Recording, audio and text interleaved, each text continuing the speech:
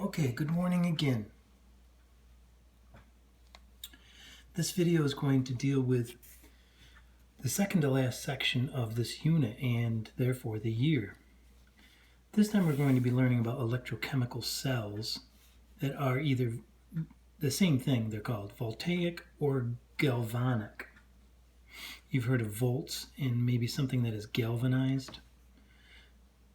In either case, basically we're talking about mixing metals that will allow the flow of electrons.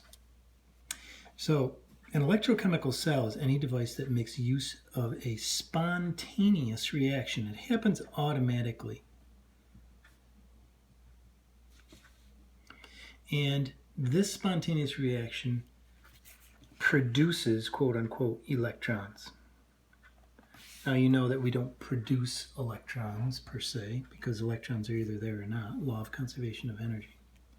But we can get electrons out of this type of situation, and we can use these electrons to run our devices. So essentially, we're talking about batteries here. So these are voltaic or galvanic. You might see it referred to either one of those. These are synonymous. Okay? There are similarities to the electrolytic cell. So essentially, we have two types of cells. Electrolytic cells, which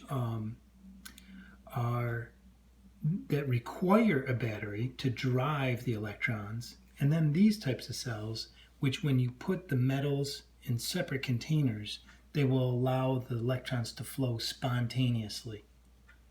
Okay, so electrolytic cells are also considered non-spontaneous.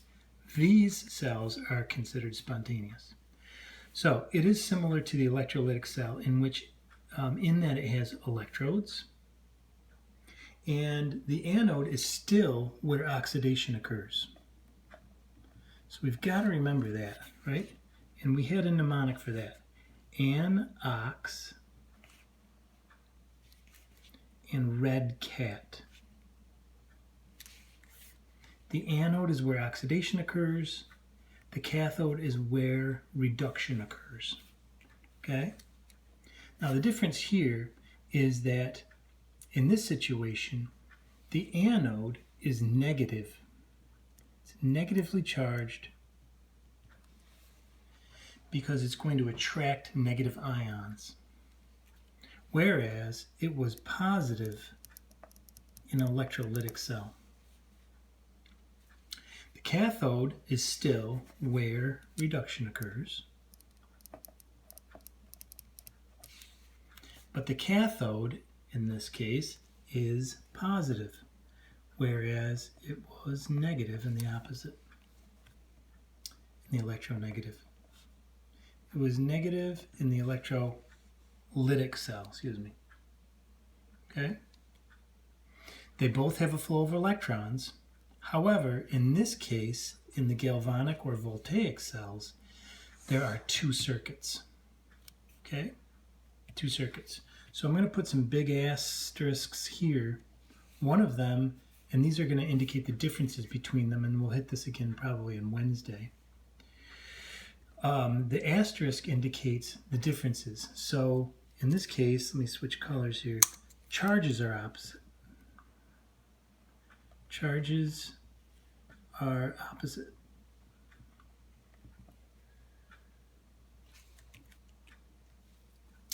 Second difference is that there are two circuits. And when we do this in the lab, we would have two containers. Now, they're not always containers, so I'm going to put quotations around that.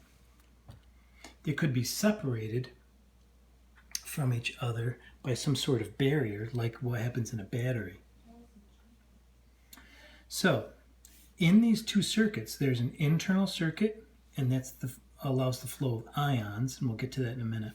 And there's an external circuit that consists of the flow of electrons.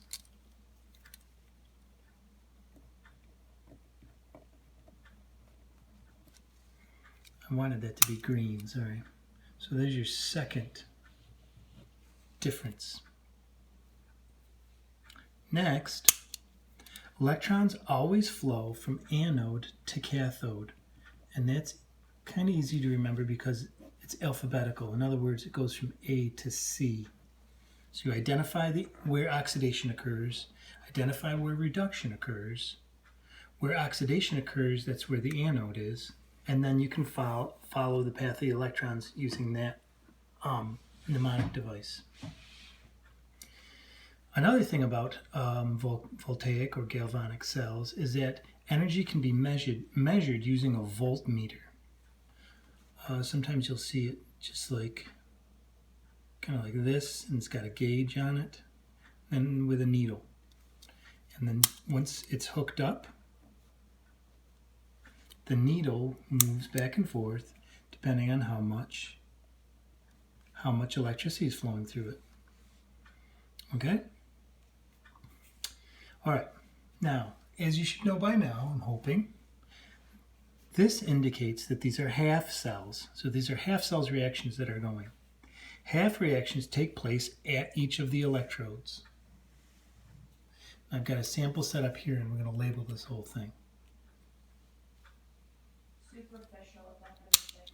So, for example, if I've got zinc here, and I should probably put S for solid, and zinc 2+, so this must be in a solution of some sort, or a paste, and then 2 electrons. If 2 electrons are a product, that means this thing has gone through oxidation. The zinc solid has lost electrons, 2 electrons, and if it's lost electrons, don't forget Leo Ger, or oil rig. Losing electrons is oxidation. Losing electrons, oxidation. So half cell reaction that occurs where? So if oxidation is occurring in this case, you must remember that oxidation always occurs at the anode. So this is happening at the anode. Oxidation takes place in one container and reduction takes place in another. So when we go to label these are 2 different beakers here. Once we decide, and it's kind of arbitrary, which metal is which, once we decide which metal is which, then we can figure out where oxidation is occurring and where reduction is occurring. Okay? So I'm actually going to come back to this one with the salt bridge. Finish this, I'm going to label this, and then we'll go back. Okay, the last little chunk here, other than 4, is that the electrochemical cells involve a spontaneous. We said it at first, but we're going to hit it again. It's spontaneous. That means it will happen automatically. No battery is needed. Okay? No battery is needed. So this is another difference.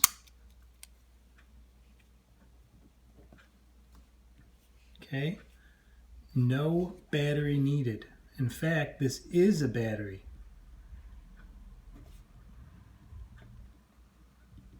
Essentially what we're doing here, and when they figured this out, they decided that when this chemical reaction occurred, they could actually get electricity out of it. That then became the battery.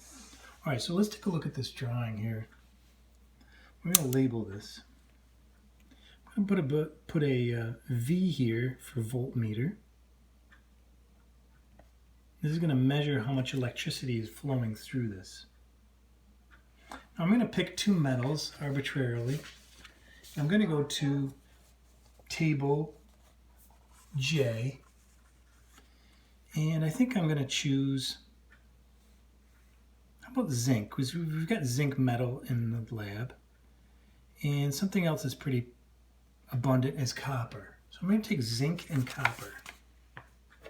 Zinc and copper. So I want this one to be zinc. I'm going to make this one copper. Okay. Which one is more reactive? Zinc or copper? Well, zinc is above copper.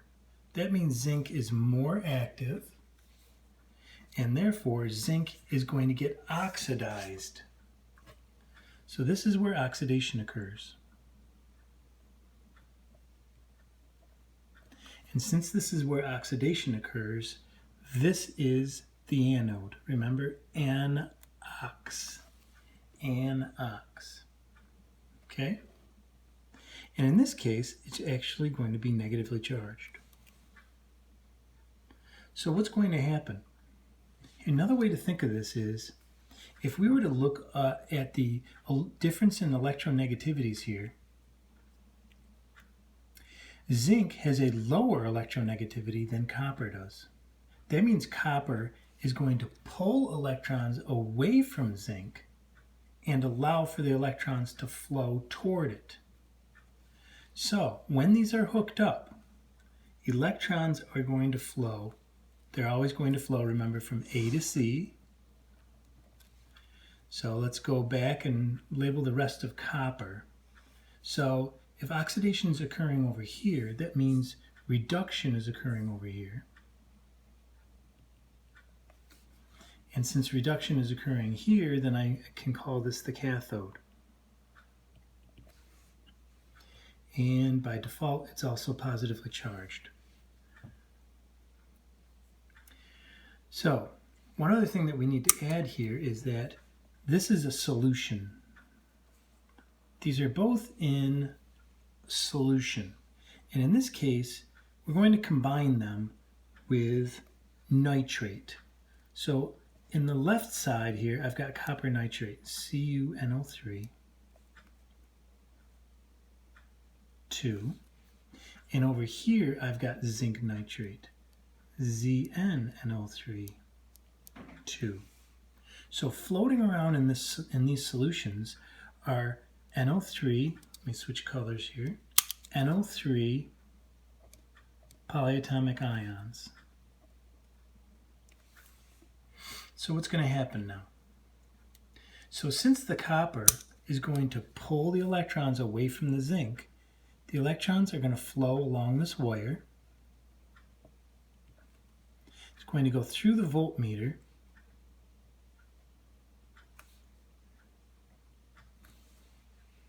The voltmeter will register how much electricity is going through here, and then the electrons are going to flow down to the copper metal strip. So you should know that when we put copper nitrate or zinc nitrate in water, it's going to separate. So we're going to get copper 2 plus ions and NO3 minus ions. So here's where reduction occurs. Remember, reduction is the gain of electrons. Those electrons are coming from zinc, from the anode, traveling to the cathode. And once the electrons get there, they're going to combine with the copper down below. So I can write a half reaction here. I'm going to write it right here. So I've got copper 2 plus ions in the solution. They're going to combine with the 2 electrons that came from the zinc, that got pulled off of the zinc. And this is aqueous, right? And what we're going to end up with is copper solid, which has a 0 for its oxidation number. So it's going to form a solid. So hopefully you can see that these ions here are going to form on the strip, making its mass increase. So this side, the mass is going to go up.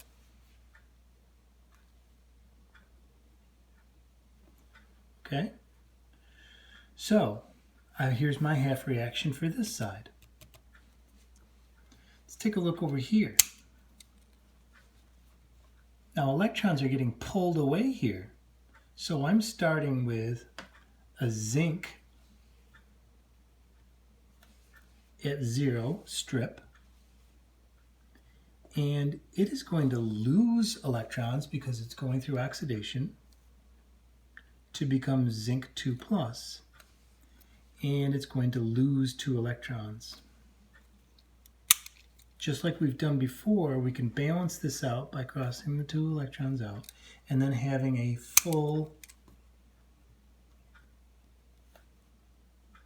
net equation for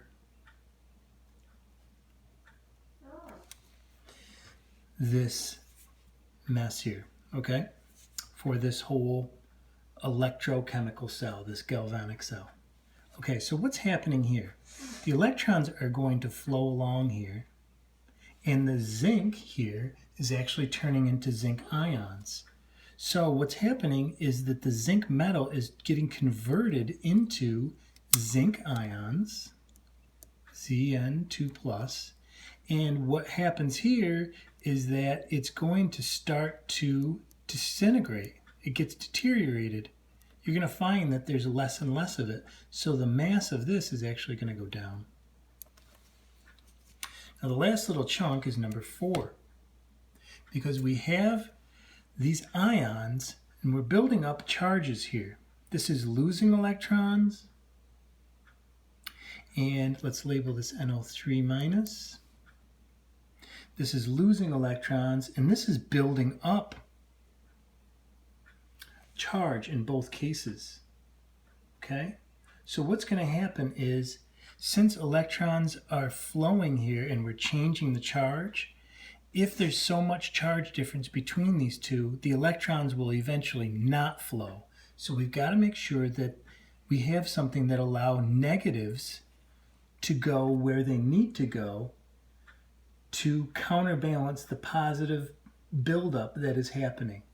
Now the positive buildup that is happening is when the zinc is getting converted into the positive 2 ion that it is. So the ions, the NO3 ions, are going to go from the copper side, darker color, from the copper side, the NO3s, to the zinc side, and that will balance out the electrical charge. So the two solutions are connected by what we call this a salt bridge. That's what the salt bridge is, which allows the ions to move. As electrons build up on the cathode, having come from the oxidation at the anode, negative charge begins to build up at the cathode. Okay, so negative charges here, and negative ions are going to move toward the anode, and positive ions are going to move toward the cathode. Okay, so negatives here, and then the positive Zn pluses are actually going to go in the opposite direction in order to balance out charges. Okay, so this was a lot. Take a look at it. It's going to take some time. I'm also going to recommend another video. It's long, but he does a much more detailed and a better visual job than I just did. So I will post both of these and some homework for tonight. See ya.